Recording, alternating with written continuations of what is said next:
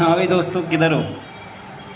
चलो, जो आज की क्लास व्यवस्था थोड़ी सी ऐसी ही कि आज हम लाइव नहीं कर पाए, थोड़ा सा रिकॉर्डेड क्लास ही डालेंगे। आज देखो, आज सब थोड़ी नहीं, आज न्यूमेरिकल कर ले, क्योंकि आज मैंने दिन में 11th ए में कुछ विमाओं का वो पढ़ाया था, सिद्ध कैसे करेंगे, और एक पढ़ाया था कि सूत्र कैसे निकाला जाएगा। तो इसमें दो चार कुछ सवाल हैं, आज इन्हें हल कर लेते हैं। ज़रा देखो, एक इसमें दे रखा है तुम्हारी ही किताब में, एक वंडर वाल की गैस की समीकरण दे रखी है। कौन सी समीकरण है? जिसमें दाब के लिए P बराबर A अपॉन का वी स्क्वायर, P प्लस का A अपॉन का वी स्क्वायर और इंटू वी माइनस का V बराबर R और इंटू टी। अब इसमें देखो, एक तो इसमें दे रखा है सवाल में A और B की विमाएँ निकालनी है। तो A और B की विमाएँ क्या होंगी? एक दे रखा है A अपॉन का B का SI मात्रक लिखो, A अपॉन B का SI मात्रक निकालना। दूसरा, एक चीज़ नोट करके नोटबुक में लिख लो अपनी में, कि हमेशा ही उन विमाओं को जोड़ाया घटाया जा, समान विमाओं वाली राशियों को जोड़ाया घटाया जा सकता है। समान विमा वाली राशि को जोड़ाया घटाया जा सकता है। नोट करके लिख लो इसी को। अब इसमें ज़रा चीज़ देखो, इस किताब हटाओ एक तरफ को, और अब देखो मेरे भाई, मैं कहूँ यदि तुमसे कि मेरे पास एक तो दे रखा है P, तो मैं P को दिखाई दे रहा ना, इधर देखो ज़रा मेरे भाई, तो मैं इतना कह सकता हूँ, देखो मेरे पास समान विमा है, मेरे पास ये थी, एक तो P है और एक मेरे पास A और अपॉन का B है, ये जोड़ी गई हैं, ये यहाँ घटाई गई हैं। इसका मतलब है, मैंने अभी लिखा है समान विमा वाली राशियों को जोड़ा या घटाया जा सकता है, तो इसका मतलब मैं कह सकता हूँ P प्लस A अपॉन का वी स्क्वायर। तो इसका मतलब है इसकी विमा और इसकी विमा दोनों सेम होंगी, तभी तो जोड़ा या घटाया जा सकता। तो मैं P की विमा और किसकी, A अपॉन वी स्क्वायर की विमा दोनों को बराबर कर सकता हूँ। इसका मतलब जो इसकी विमा होगी वही इसकी विमा होगी, क्यों भाई हैं? इसका मतलब यह हो गया। दूसरा, इसमें कंटेंट दे रखा है V माइनस का V, तो इसका मतलब है जो V की विमा होगी वही B की विमा होगी, तभी तो ये माइनस करे गए हैं। इनको जोड़ा तब गया है जब इनकी विमा दोनों की सेम है, इसकी और इसकी। इसको घटाया जब गया जब इसकी विमा सेम है। अब मेरे पास कौन सी चीज़ क्या है? देखो, P जो है यहाँ पर दाब है, V क्या है यहाँ पर आयतन है, T क्या है यहाँ पर ताप है। ठीक, अब मैंने कहा कि समान विमा वाली राशियों को जोड़ा या घटाया जा सकता, तो A अपॉन का वी स्क्वायर लिख दूँ, कोई दिक्कत यहाँ तक, बराबर P लिख दूँ, तो मैं कह सकता हूँ A बराबर निकालना मुझे, क्योंकि सवाल में दिया हुआ है A और B की विमा निकालो। तो A बराबर कितना कर दूँ मैं, P और इंटू कितना कर दूँ, वी स्क्वायर। ठीक, A बराबर, क्योंकि A कांस्टेंट है, उसकी मुझे वैल्यू निकालनी है। दाब की मेरे पास यूनिट क्या होती है, विमा क्या होती है, मैंने लिखवाई हुई है ml की पावर -1 और t की पावर -2, और इंटू कितना लिखा जा सकता है, l की पावर 3। जो v होता है उसकी विमा होती है l की पावर 3, और घात दे रखी है 2।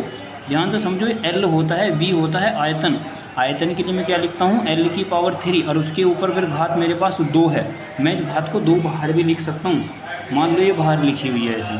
ठीक, अब ज़रा देखो, मैं यदि इसको टोटल लिखूँ तो ये मेरे पास हो जाएगा ml की पावर 5, क्योंकि 3 दूनी 6, l की पावर कितना हो जाएगा 6, यहाँ गुणा करूँगा तो 5, और मेरे पास कितना हो जाएगा ये l की पावर -2। तो ये मेरे पास आ गई किसकी विमा, A की विमा। B की विमा निकालेंगे हम, तो B बराबर मेरे पास V है, मुझे दे रखा उसमें A B बराबर B है, तो मेरे पास B की विमा निकालनी है। V मेरे पास क्या है, यहाँ आयतन, तो B की विमा सीधी सीधी कितनी हो जाएगी, L की पावर 3। तो मैं इसको कितना लिख सकता हूँ, m0 L की पावर 3 और इंटू T की पावर 0। ठीक भाई, लिखा जा सकता है ना। अब आगे देखो, मुझे निकालना है A अपॉन V की विमा। अब मैं यहाँ से इसकी विमा और इसकी विमा दोनों की तुलना करें। पहले में देखो A में विमा कितनी कितनी आई है, यदि मैं तुलना करूँ किससे, MA, मान लो ये मेरे पास MA है, और दूसरा मैं यदि रखूँ LB और इंटू TC, इससे मैं तुलना कर रहा हूँ किसकी, इसकी और इसकी। ज़रा पहले में देखो, A बराबर मेरे पास कितना है 1, पहले में A के लिए लिखूँ, यदि मैं A के लिए लिखूँ, मान लो ये A के लिए कांस्टेंट है, ये B के लिए है, तो A के लिए मेरे पास कितना हो जाएगा, A बराबर 1, इसे हटाओ, ए बराबर 1, बी बराबर कितना आया 5 यहाँ से, और सी बराबर कितना आया -2। दूसरी बार में तुलना करो, ए बराबर कितना आया यहाँ 0, बी बराबर कितना आया 3 यहाँ, और सी बराबर कितना आया यहाँ 0। इस वाले खातों की तुलना कर रहा हूँ मैं, पहले मैंने ये वाली तुलना करी, फिर दूसरी बार में ये तुलना करी।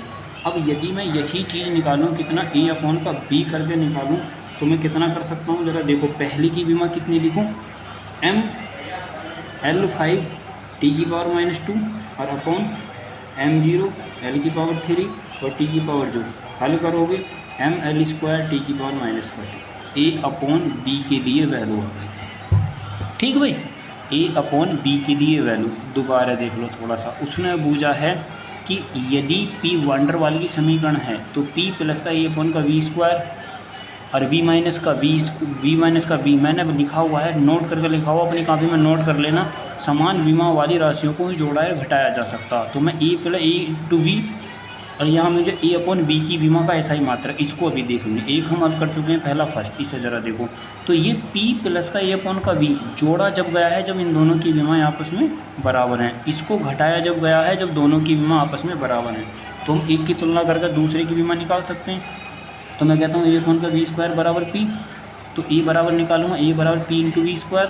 अब मैं इस बात को कहता हूँ कि जैसे ये ए लिखा हुआ है, ए बराबर p है और इंटू v² है, तो p मेरे पास क्या है दाब, v क्या है मेरे पास आयतन। आयतन के लिए कितनी होती है l की पावर 3 और बाहर कितना मेरे पास 2, तो ये l की पावर 6 बन जाएगी। और इसके लिए विमा लिखी हुई है p के लिए, दाब के लिए ये l की पावर 6।